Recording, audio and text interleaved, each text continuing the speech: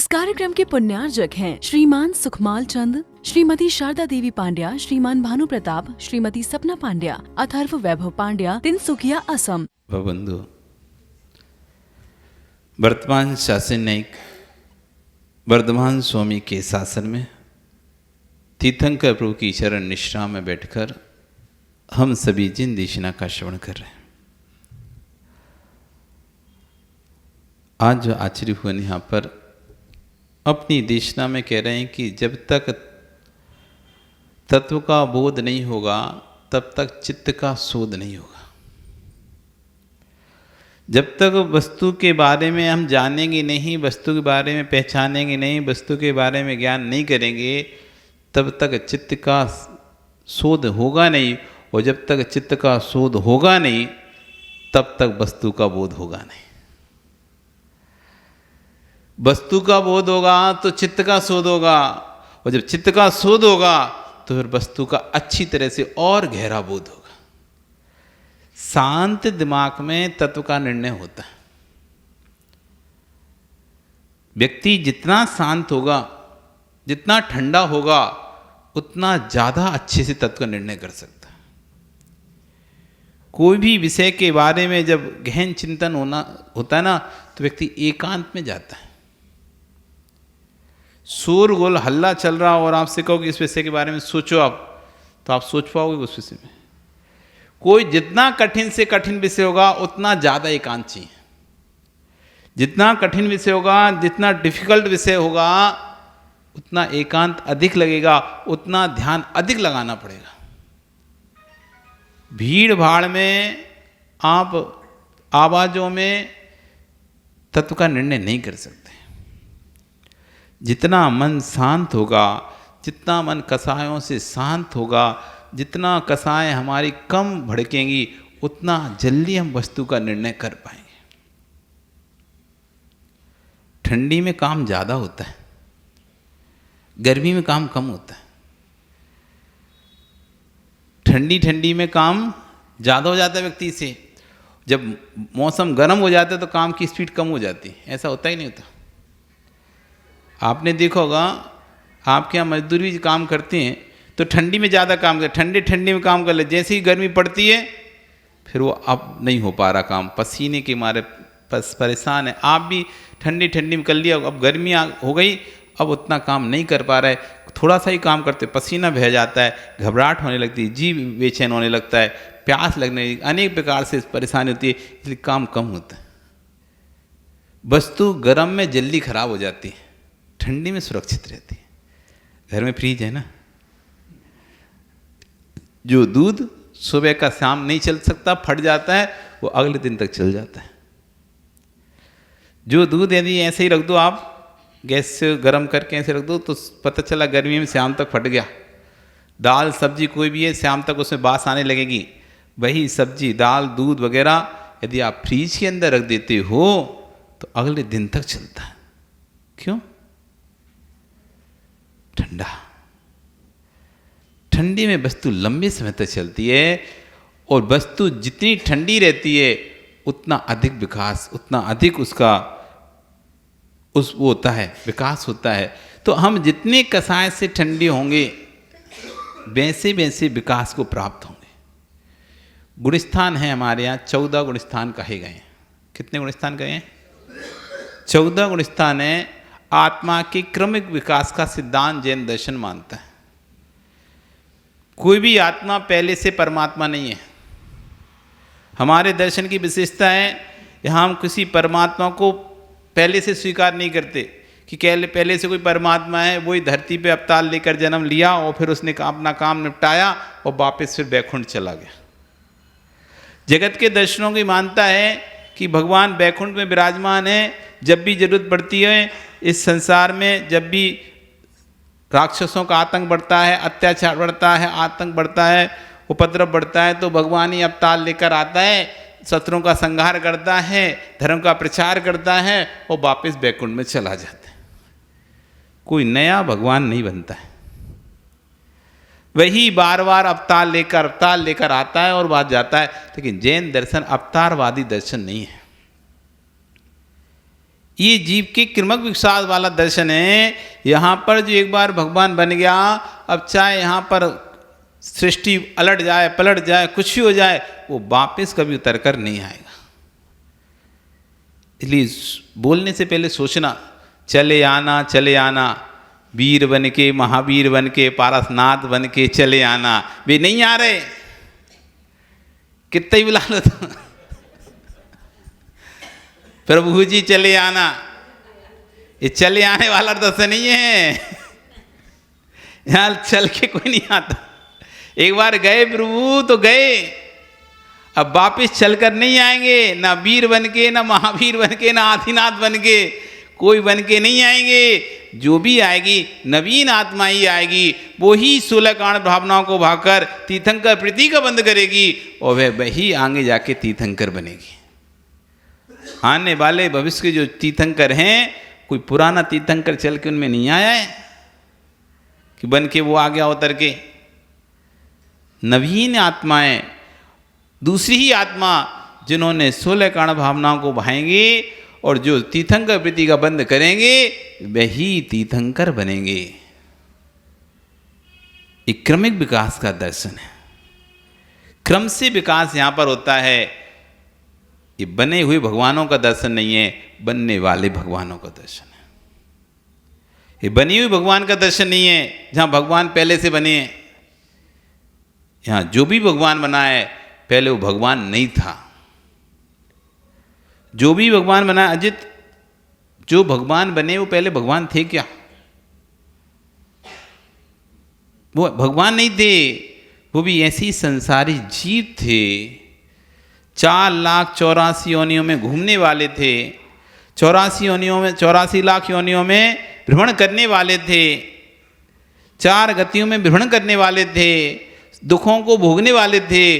उनमें से जीव को जब तत्व का बोध हुआ तो चित्त का शोध हुआ। जब चित्त का शोध हुआ तो परिणामों की विशुद्धि बनी।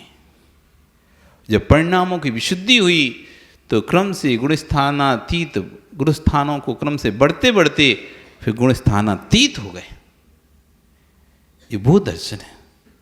तो आचार्य कहने हैं, जब तक विषय का बोध नहीं होगा तब तक किसी वस्तु की सिद्धि नहीं हो सकती। जैन दर्शन सूक्ष्म दर्शन है। ये बाल की खाल निकालने वाला दर्शन है।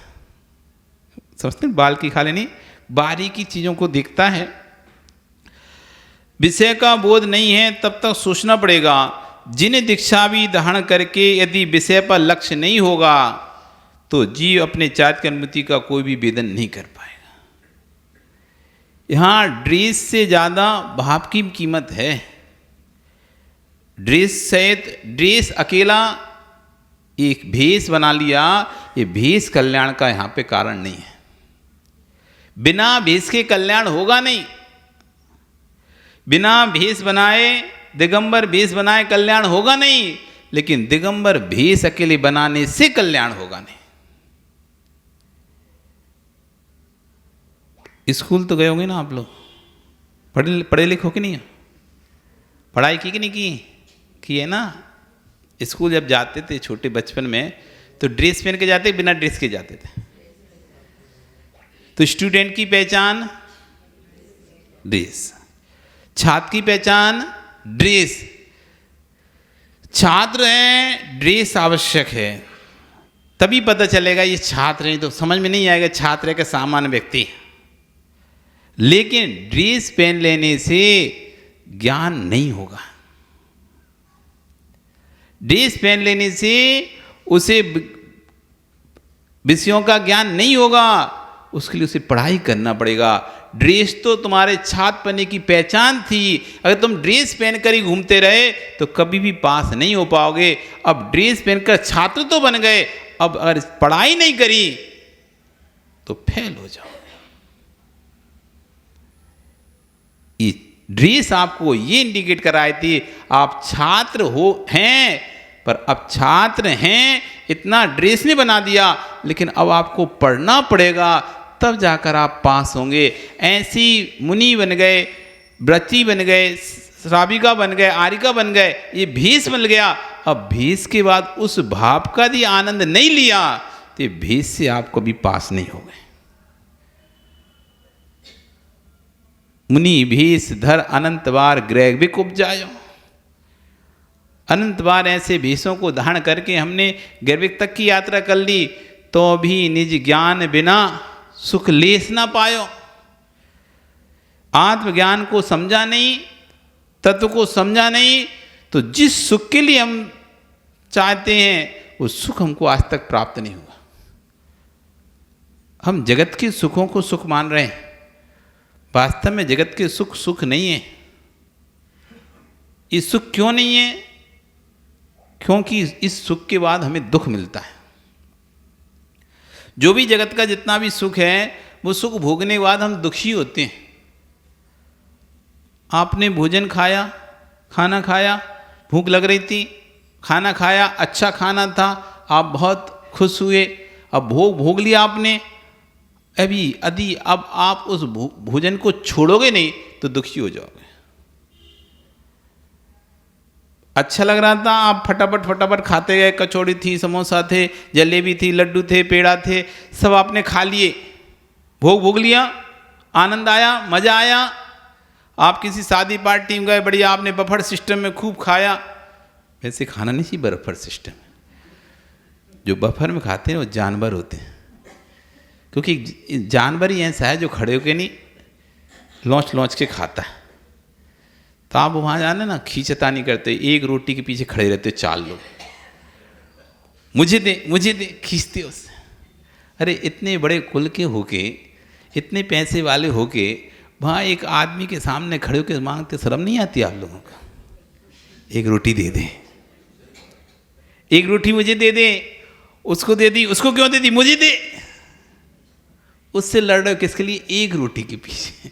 खाना कितनी है? बस एक तंदूरी रोटी। खड़ियाँ लान वहाँ पे 10 लोग रखे हैं और उसने इसको तुमको ना दे के उसको दे दी, फिर आपने सोचा ठीक अगली दे देगा, अगली भी उसने तीसरे को दे दी, फिर तो आप उस रोटी के लिए लड़ बैठोगे वहाँ पे। हम पागल हैं, कितनी देर से खड़े हैं, मांग रहे हैं तुमसे, शर्म नहीं आ रही तो मांग रहे एक रोटी? इसलिए कभी नहीं खाना चाहिए बफर। जहाँ पर मांगना पड़े, मांगन से मरना भला। क्या मांग रहे हो? सीट होकर उस व्यक्ति के सामने हाथ फैला कर मांग रहे हो, दे दे, एक दे दे भैया, एक दे दे। कैसे बोलते हो? अच्छा बताओ ना, हैं भैया एक दे दे। जैसे वो भिखारी नंद ना, दे भगवान के नाम पे दे, 1 रुपया दे दे, बस एक दे दे। ऐसे तुम उसके सामने थाली, वो कटोरा लिए होता है, तुम थाली लिए होते। वो कटोरा लेकर आपके सामने आता, भैया 1 कलछी आटा दे दे, 1 कलछी, 1 रोटी दे दे, भगवान के नाम पे 1 रोटी दे दे। तो आप थाली ले खड़े हो, भैया 1 रोटी दे दे। कितना अच्छा लगता है ना? उसकी वीडियो बनाओ तुम्हारी। ये देखो सत्यता, जिह्वा इंद्री पर नियंत्रण नहीं है। जिह्वा इंद्री पर नियंत्रण नहीं है। घर में इतना खाने मिलता है, इतना अच्छा खाते हैं, तब भी उस बफर में जिह्वा इंद्री पर नियंत्रण नहीं होने से उस ना जाने कौन सा व्यक्ति था, किस नीच जाति का व्यक्ति उसके सामने थाली लेके खड़े हैं, भैया 1 दे दे। पता है कौन सी जाति का? ज्ञान है? पूछते हो कभी? उस समय सोचना, यही है मेरा ज्ञान, जो ज्ञान 1 रोटी के पीछे दूसरे के सामने थाली फैलाने को मजबूर कर रहा है। नहीं खाना ऐसी रोटियां जहां मुझे दूसरे के सामने हाथ फैलाना पड़े।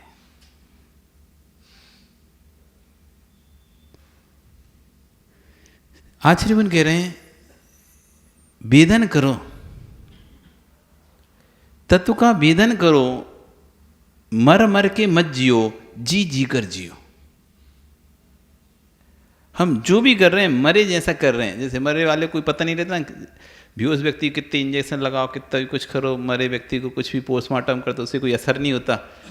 ऐसे ही हमारे साथ चल रहा है, हम कुछ भी अनुभूति नहीं कर रहे, बस करते चले जा रहे हैं, करते चले जा रहे हैं, उसका वेदन ही नहीं कर रहे। कभी आचरण करें, चारित्र ग्रहण करो, नियम ग्रहण करो, व्रत ग्रहण करो, उसका वेदन करो। यदि वेदन नहीं है तो आपका वो ज्ञान, आपका चारित्र, आपकी व्रत कोई कार्यकारी नहीं है। ज्ञान को निहारिए, ज्ञान को निहारिए, ज्ञान के लिए निहारिए, ज्ञान से निहारिए। हमारा ज्ञान कहाँ जा रहा है, किस दिशा में हमारा ज्ञान जा रहा है, हमारी सोच कहाँ पर जा रही है, हम कैसा लोगों के बारे में सोचते हैं। कभी इस विषय पर चिंतन करो, तटस्थ होकर बैठो कि देखो मेरे दिमाग में क्या क्या चल रहा है। कभी ऐसा करा आपने कि आधा घंटा आप जाके बैठे, ऐसा आपने सोचा देखता हूँ आज मेरे तो दिमाग में क्या चल रहा है, तब आपको समझ में आएगा आप कैसे इंसान हो। हमको कौन कितना अच्छा कह रहा है, इससे हम कभी अच्छे नहीं हो सकते। दूसरा व्यक्ति हमको अच्छा कह रहा है, ये हमारे अच्छे होने का कोई प्रमाण पत्र नहीं है, क्योंकि वो तो आपको कितना ही देख रहा है। 10 मिनट, आधा घंटा, 1 घंटा आपसे मिलता है और 1 घंटे आप अच्छे से उसके साथ समय व्यतीत करते हो, वो कहता है वो तो बहुत बढ़िया इंसान है। तो 1 घंटे में आपको कौन पहचान पाएगा। तो कोई बाहर का व्यक्ति आपको अच्छा कहे कोई बहुत बड़ी बात नहीं, घर के व्यक्ति अच्छा कहना चाहिए आपको, जिनके साथ तुम रहते हो। आप यहाँ आते हो, यहाँ पे मंदिर में बहुत सबकी सेवा करते हो, सबका काम करते हो, किताबें उठा के दे देते हो, द्रव धो के दे देते हो, टेबल दे देते हो, कुर्सी दे देते, सब दे देते हो, तो लोग तुमको कहते हैं बहुत अच्छी है वो सबकी ध्यान रखती है। घर में बहू से अच्छा कह कर दिलवाओ। यहाँ तो तुम समाज की महिलाओं से अच्छा कहवा लेती हो, समाज के पुरुषों से अच्छा कहलवा लेते हो, अच्छा है। घर की बहू से अच्छा कह के दिखवाओ कि ससुर जी अच्छे हैं। यहाँ तो अजीत प्रशंसा कर सकता है सबकी माइक से, वहीं उधर बेटी बेटी बहू सुनेगी ना, हमें पता है कैसे हैं तुम, कर लो माइक से कितनी प्रशंसा। बिल्कुल आपकी प्रशंसा यहाँ चल रही होगी। घर का एक सदस्य यदि आपके यहाँ बैठा होगा तो सोचेगा अंदर, मुझे पता है कैसे हैं। बाहर के व्यक्ति से अच्छा कहलवाना आपकी अच्छी की प्रशंसा, अच्छी का प्रमाण पत्र नहीं है। घर के लोग आपको अच्छा बोलें तो आप समझना अच्छे हैं। आचार्य कह रहे हैं कि घर के भी लोग अच्छा बोलें तब भी मैं समझना आप अच्छे हो। हाँ, घर के लोगों को क्या पता क्या करते हो तुम, तुम्हारी देवी को सब पता है। एक ही घर में 2 भाई 3 भाई संयुक्त व्यापार कर रहे हैं, एक ही घर में 2 भाई 3 भाई संयुक्त व्यापार कर रहे हैं, वो तुम अपना अलग से हाथ बना रहे हो, वो आप देवी को बताते मैंने आज ये किया। सबके सामने तुम अच्छे हो, घर में परिवार में मिलके रह रहे हो, लेकिन अपना क्या कर रहे हो अलग से, तुम कैसे अपना हाथ बना रहे हो, कैसे उनको अलग करके और कैसे अपनी पैसा इकट्ठा कर रहे हो, ये आपकी देवी को पता है। कैसे तुम्हारे क्योंकि घर के कमरे में जैसे घुसते हो ना, आप सब बातें बोलना शुरू कर देते। आज हमने इसके साथ ऐसा किया, उसके साथ भी ऐसा किया, वो ऐसा कर रहा था, मैंने उसको ऐसा मजा चखाया। तो देवी को पता है कि ये बाहर कैसे रहते हैं और अंदर कैसे रहते हैं। तो घर के लोग भी अच्छा बोले तो भी अच्छा नहीं समझना, तुम्हारी देवी यार अच्छा बोले ये तो बहुत अच्छा है, तो समझना तुम अच्छी। इस कार्यक्रम के पुण्यार्जक थे श्रीमान सुखमाल चंद, श्रीमती शारदा देवी पांड्या, श्रीमान भानु प्रताप, श्रीमती सपना पांड्या, अथर्व वैभव पांड्या, तिनसुकिया, असम।